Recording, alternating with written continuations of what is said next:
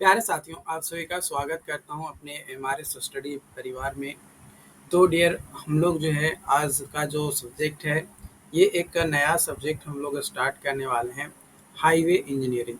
Highway engineering जो subject है उसमें एक पार्ट आता है ज्योमेट्रिक डिज़ाइन ऑफ हाईवे, है ना। हाईवे इंजीनियरिंग का ये एक चैप्टर्स है, बट आपको जो है आपके यूनिवर्सिटी जो कि BE यू जो है इसमें एक सब्जेक्ट के तौर पे इसको इंट्रोड्यूस किया है। तो हम लोग जो है सब्जेक्ट स्टार्ट करने वाले हैं जो कि एक चैप्टर्स है हाईवे इंजीनियरिंग का, ज्योमेट्रिक डिज़ाइन ऑफ हाईवे। तो ये आपको एक सब्जेक्ट के तौर पे पढ़ना है, तो चलिए हम लोग उसको स्टार्ट करते हैं। तो सबसे पहले बात करते हैं यहाँ पे हम लोग ज्योमेट्रिक डिज़ाइन ऑफ हाईवे। तो जो ज्योमेट्रिक डिज़ाइन ऑफ हाईवे है, ये डील्स करता है with all the dimensions and layout of visual features of highway.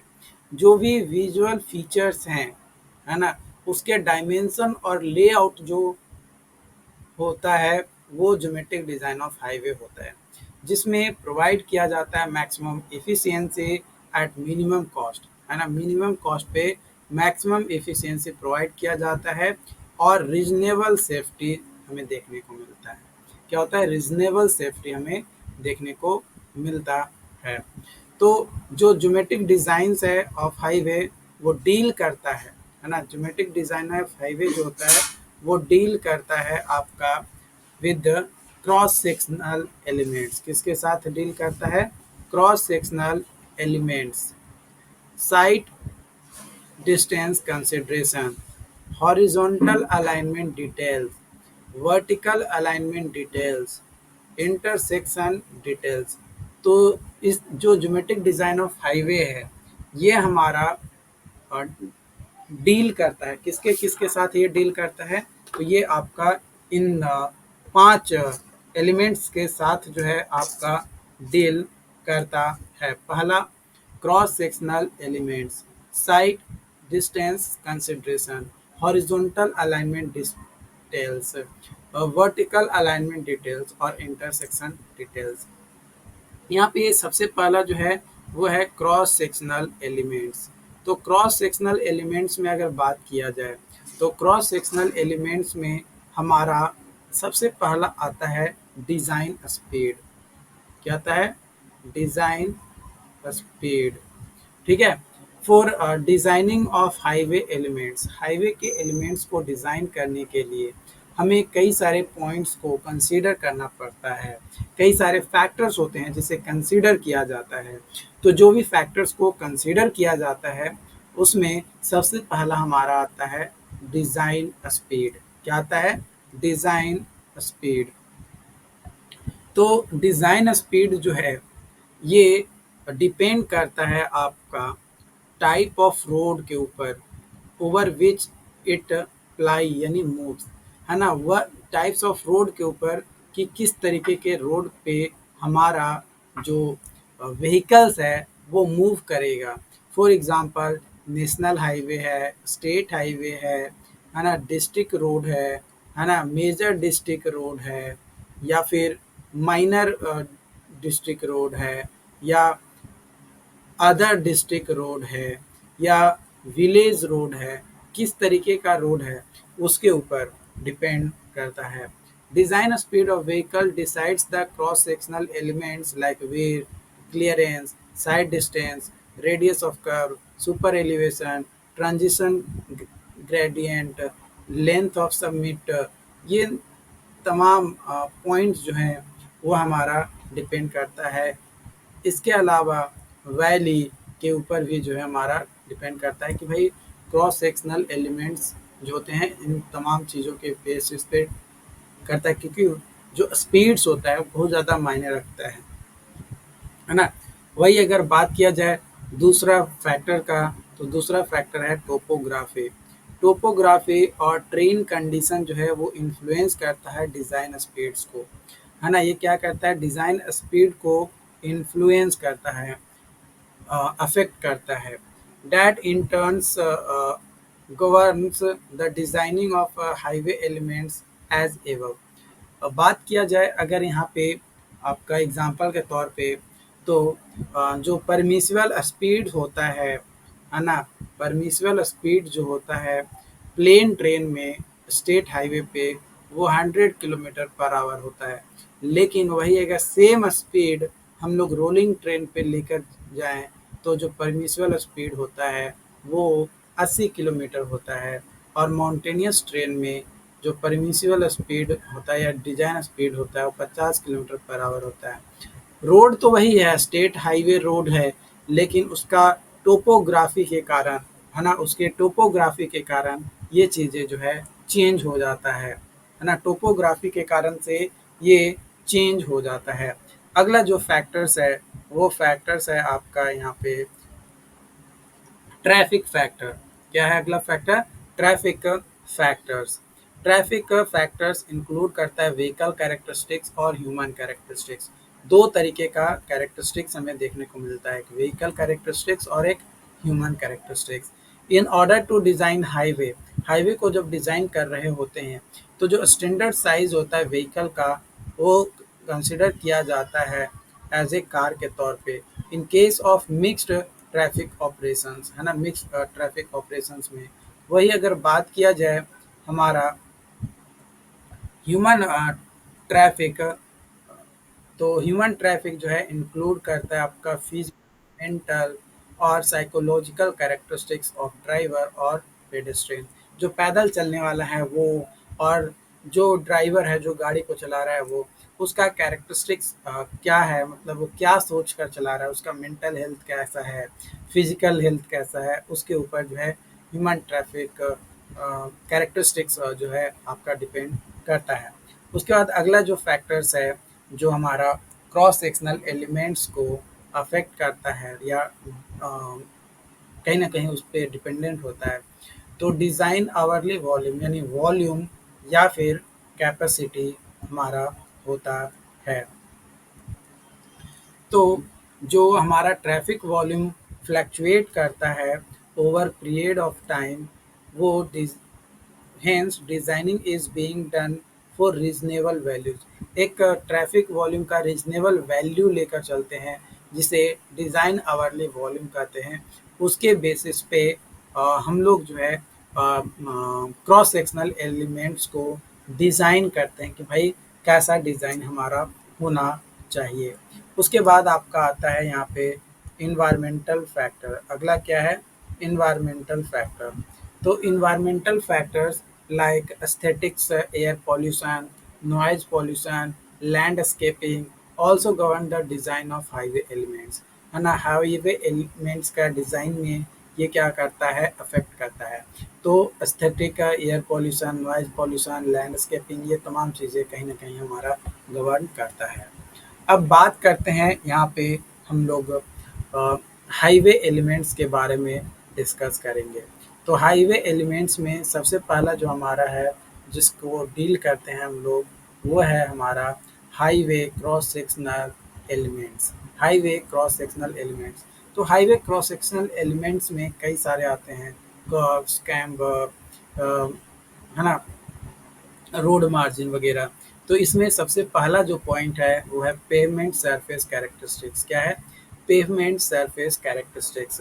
ये डिपेंड्स करता है पेवमेंट टाइप के ऊपर, है ना, पेवमेंट का किस तरीके का टाइप्स है, which in turn depends on availability of material. जो अवेलेबिलिटी ऑफ मटेरियल होता है उसके ऊपर डिपेंड करता है।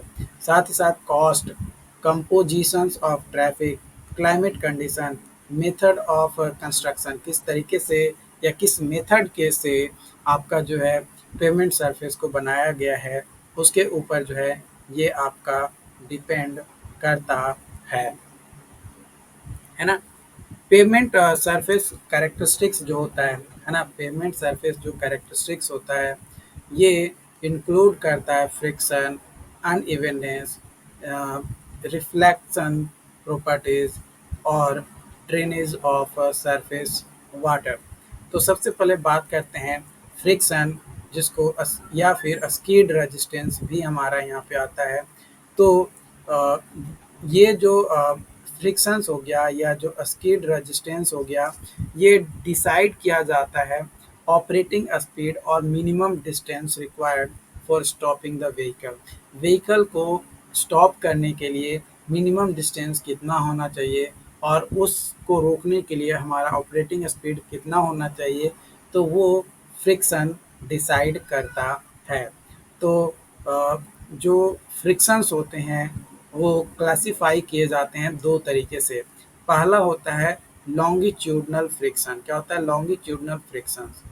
जो कि आपका जिस डायरेक्शन में व्हीकल जा रहा होता है, मान लो कि यहाँ पे व्हीकल है, व्हीकल इस डायरेक्शन में मूव कर रहा है, तो उसके अपोजिट डायरेक्शन में हमारा फ्रिक्शन जो है लगेगा। जिस डायरेक्शन में व्हीकल मूव कर रहा है उसके अपोजिट डायरेक्शन में हमारा जो है फ्रिक्शन लगता है, उसको लॉन्गिट्यूडनल फ्रिक्शन कहते हैं। और लैटरल फ्रिक्शन या जिसको ट्रावर्स फ्रिक्शन कहते हैं, ये वह फ्रिक्शंस होता है जो व्हीकल जिस डायरेक्शन में जा रहा होता है ना, उसके परपेंडिकुलर, है ना, उसके परपेंडिकुलर डायरेक्शन में फ्रिक्शन जो है हमारा अप्लाई होता है, तो हमारा लैटरल या ट्रावर्स फ्रिक्शंस कहलाता है।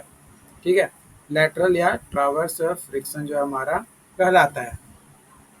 मैक्सिमम फ्रिक्शन जो है वो डेवलप होता है, मैक्सिमम फ्रिक्शन जो है डेवलप्ड होता है जब ब्रेक हम लोग अप्लाई करते हैं अप टू कंप्लीट एक्सटेंट, है ना, कंप्लीट एक्सटेंट तक का जो ब्रेक हम लोग अप्लाई करते हैं, तो हमारा जो है मैक्सिमम फ्रिक्शन डेवलप होता है। Friction also govern rotational and translational movement of vehicle. Vehicle का जो व्हील होता है उसमें या तो रोटेशनल मूवमेंट देखने को मिलता है या ट्रांसलेशनल मूवमेंट देखने को मिलता है। तो फॉर यूनिफॉर्म कंडीशन, अगर यूनिफॉर्म कंडीशन है तो रोटेशन इक्वल टू ट्रांसलेशन होता है, रोटेशन इक्वल टू ट्रांसलेशन होता है। रोटेशन का मतलब कि जिस पॉइंट पे वो लगा हुआ है उसी पॉइंट पे वो मूव कर रहा है।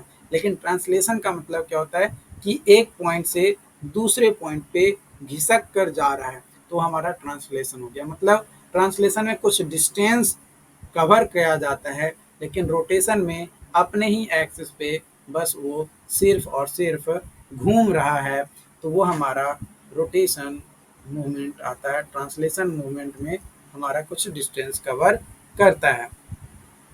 यहाँ पे कुछ कंडीशंस दिए गए हैं जो कि आप यहाँ पे देख सकते हो। यहाँ पे बोला जा रहा है कंडीशंस, क्या कंडीशन दिया गया है?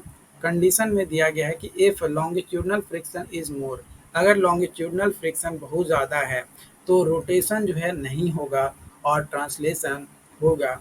और ये इसमें क्या होता है कि जो टायर होता है वो जलता है ना, टायर में बर्निंग देखने को मिलता है, इम्पैक्ट ये हमें देखने को मिलता है। अगर लॉन्गिट्यूडनल फ्रिक्शन कम है तो रोटेशन देखने को मिलेगा लेकिन ट्रांसलेशन देखने को नहीं मिलेगा। इसमें इम्पैक्ट जो है कोई मूवमेंट तो व्हील का नहीं होता है लेकिन फ्यूल बर्निंग होता है, फ्यूल का कंजम्पशन जो है यहाँ पे देखने को मिलता है, फ्यूल में कंजम्पशन यहाँ पे आपका होता है, फ्यूल कहीं ना कहीं कंज्यूम होता है, फ्यूल हमारा बर्बाद होता है। नोट पॉइंट यहाँ पे दिया गया है, क्या नोट पॉइंट दिया गया है वो आप यहाँ पे देखिए। नोट पॉइंट में यहाँ पे दिया गया है कि when the path travelled along the road, जब कोई व्हीकल रोड सरफेस के अलोंग पाथ में ट्रैवल करता है, more than the circumferential movement of wheel, wheel का जो सर्कमफ्रेंशियल मूवमेंट होता है उससे, तो ड्यू टू देयर रोटेशन वहाँ पे स्कीड होना स्टार्ट हो जाता है। यानी ट्रांसलेशनल मोशन अगर है वो ज़्यादा है रोटेशन मोशन से, तो वहाँ पे स्कीड होता है। स्कीड का मतलब यहाँ पे ए पॉइंट पे था, है ना, अब यहाँ से घिसिक कर ये बी पॉइंट पे व्हीकल जो है आ गया, तो ये हमारा स्कीड कहलाता है। फॉर प्योर स्कीड रोटेशन मोशन जो होता है वो जीरो होता है। एग्जाम्पल के तौर पे जब ब्रेक अप्लाई करते हैं तो रोटेशन रुक जाता है, जब ब्रेक अप्लाई करते हैं तो रोटेशन जो होता है हमारा रुक जाता है, लेकिन जो स्कीड होता है वो हमारा अकर्स होता है, स्कीड जो होता है वो हमारा अकर होता है।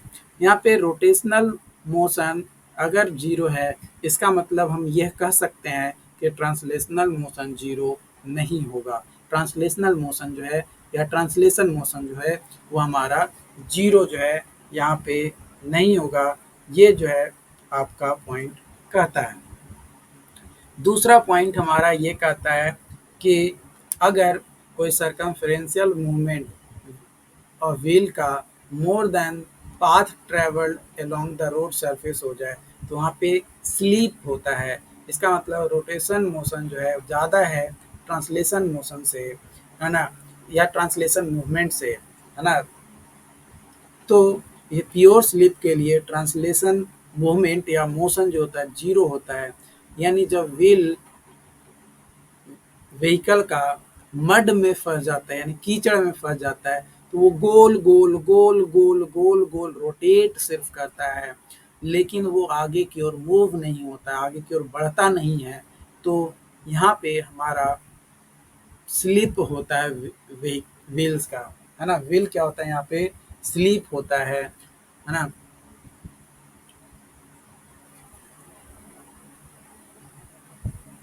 ओके।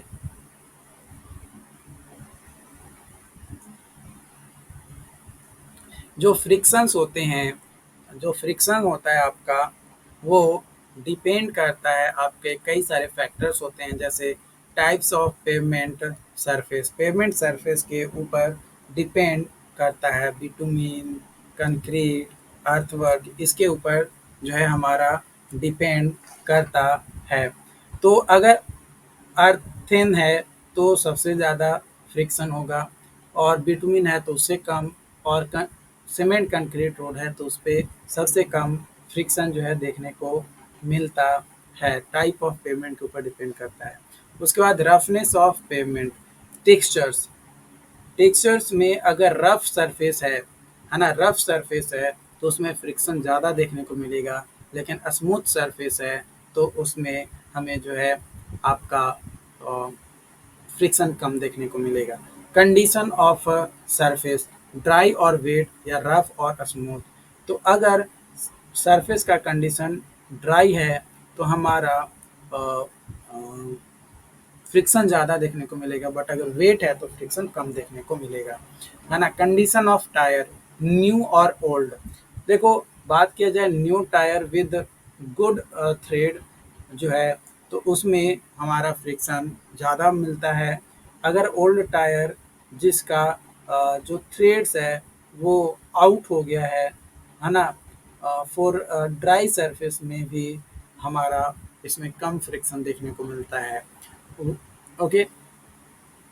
उसके बाद आपका जो अगला फैक्टर्स है वो है आपका यहाँ पे स्पीड ऑफ व्हीकल, यानी हाई स्पीड लेस फ्रिक्शन देखने को मिलता है। स्पीड ज़्यादा होगा फ्रिक्शन कम होगा, और लो स्पीड होगा फ्रिक्शन ज़्यादा होता है। एक्सटेंट ऑफ ब्रेक अप्लाई, अगर पूरा ब्रेक अप्लाई हो गया या पार्शियली ब्रेक अप्लाई हुआ तो उस कंडीशन में अगर पूरा ब्रेक अप्लाई हुआ तो ज़्यादा फ्रिक्शन मिला, कम ब्रेक अप्लाई हुआ तो कम फ्रिक्शन मिला। Temperature of tyre and pavement, temperature of tyre and pavement, अगर टेम्परेचर ज़्यादा है तो कम फ्रिक्शन मिलेगा, और लेस टेम्परेचर है तो फ्रिक्शन ज़्यादा मिलेगा। बात किया जाए न्यू टायर जो होता है वो मोर डिपेंडेबल होता है इन एडवर्स कंडीशन। एडवर्स कंडीशन पे ज़्यादा जो है ये डिपेंड आपका होता है, ज़्यादा डिपेंडेबल आपको देखने को मिलता है। यहाँ पे अगर बात किया जाए हम लोग अगर ड्राई सरफेस लें तो सरफेस एरिया ओल्ड टायर का ज़्यादा होता है as compare to new tyre, इसलिए यहाँ पे जो फ्रिक्शंस होते हैं वो भी ओल्ड टायर का ज़्यादा देखने को मिलता है ना। इन ड्राई सरफेस में, किसमें, ड्राई सरफेस में। वही वेट सरफेस अगर बात किया जाए तो लिब्रिकेशन जो है कम देखने को मिलता है न्यू टायर के कंपैरिजन में, जिसके कारण से जो फ्रिक्शंस होता है ना, फ्रिक्शन जो होता है ये हमारा ज़्यादा देखने को मिलता है न्यू टायर में, और कम देखने को मिलता है हमारा ओल्ड टायर में, क्योंकि वहाँ पे जो है स्लिप होना स्टार्ट हो जाता है वेट सरफेस अगर मिलता है तो। For calculation of stopping side distance, जब हम लोग स्टॉपिंग साइड डिस्टेंस को कैलकुलेट करने के लिए लॉन्गिट्यूडनल फ्रिक्शन को कोफिशिएंट को लेते हैं, तो वहाँ पे उसका जो वैल्यू होता है 0.35 टू 0.4 लेकर चलते हैं। और फ्रिक्शन का वैल्यू जो है हम लोग 0.4 लेकर चलते हैं। रिटार्डेशन अगर अवेलेबल होता है जो कि अप्रोक्सीमेटली 4 मीटर पर सेकेंड आपका अवेलेबल होता है उस कंडीशन में।